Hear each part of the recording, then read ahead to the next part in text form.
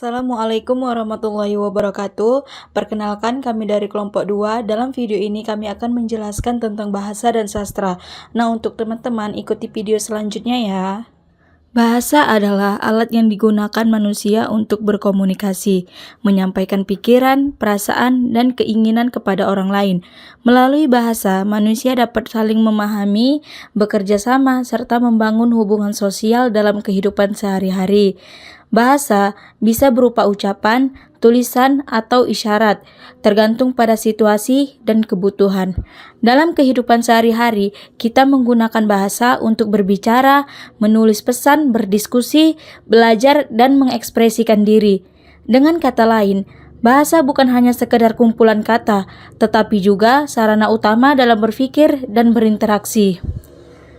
Sementara itu, sastra adalah hasil kreativitas manusia yang menggunakan bahasa sebagai media untuk menyampaikan pengalaman, emosi, nilai, dan gagasan dengan cara yang indah dan bermakna. Sastra bisa berbentuk puisi, cerpen, novel, drama, maupun karya lainnya yang mengandung unsur imajinasi dan perasaan. Melalui karya sastra, seseorang bisa memahami kehidupan budaya dan nilai-nilai kemanusiaan. Sastra juga sering menjadi cerminan masyarakat karena menggambarkan cara berpikir, berbicara, dan bertindak manusia dalam berbagai situasi.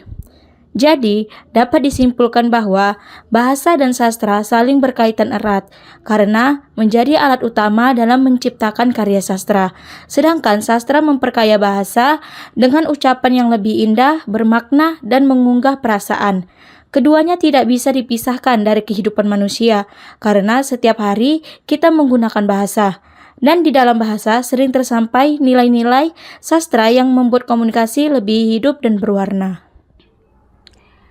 Bahasa memiliki peran yang sangat penting dalam kehidupan manusia karena merupakan alat utama untuk berkomunikasi dan menyampaikan informasi. Fungsi bahasa tidak hanya terbatas pada penyampaian pesan, tetapi juga mencakup berbagai aspek kehidupan sosial, kultural, dan kognitif. Secara umum, fungsi bahasa dapat dibagi menjadi beberapa aspek utama. Yang pertama itu, ada bahasa berfungsi sebagai alat komunikasi. Fungsi ini adalah yang paling dasar, di mana bahasa digunakan untuk menyampaikan pikiran, perasaan, keinginan, dan informasi antar individu. Kedua, bahasa berfungsi sebagai alat ekspresi diri. Manusia menggunakan bahasa untuk mengekspresikan identitas, perasaan, dan pendapatnya. Bahasa memungkinkan seseorang menyatakan suka atau duka, ide kreatif, serta pandangan hidupnya. Fungsi ini sangat penting dalam membentuk interaksi sosial yang sehat dan saling memahami. Yang ketiga, bahasa berfungsi sebagai alat pengendali sosial. Bahasa digunakan untuk memberi perintah, larangan, atau arahan dalam kehidupan sehari-hari. Dalam masyarakat, bahasa membantu menjaga keteraturan dan norma sosial melalui komunikasi formal maupun informal. Keempat, bahasa berfungsi sebagai alat berpikir dan mengembangkan pengetahuan. Dengan bahasa, manusia dapat mengorganisasi ide, menganalisis masalah, merumuskan konsep, dan menuliskan pengetahuan. Nah, selanjutnya ada fungsi sastra. Sastra adalah bentuk ekspresi manusia yang menggunakan bahasa secara kreatif dan estetik. Fungsi sastra tidak hanya terbatas pada hiburan, tetapi juga memiliki peran penting dalam pendidikan, pengembangan budaya, dan pembentukan karakter manusia. Secara umum, fungsi sastra dapat dibagi menjadi beberapa aspek utama. Yang pertama itu ada sastra berfungsi sebagai alat hiburan. Karya sastra seperti novel, cerpen, puisi, atau drama memberikan kesenangan, kegembiraan, dan pengalaman estetik bagi pembacanya. Melalui imajinasi dan keindahan bahasa, pembaca dapat menikmati cerita dan suasana yang diciptakan oleh penulis. Yang kedua, sastra berfungsi sebagai alat pendidikan dan pembentukan moral. Banyak karya sastra mengandung pesan moral, nilai-nilai sosial, dan pelajaran hidup.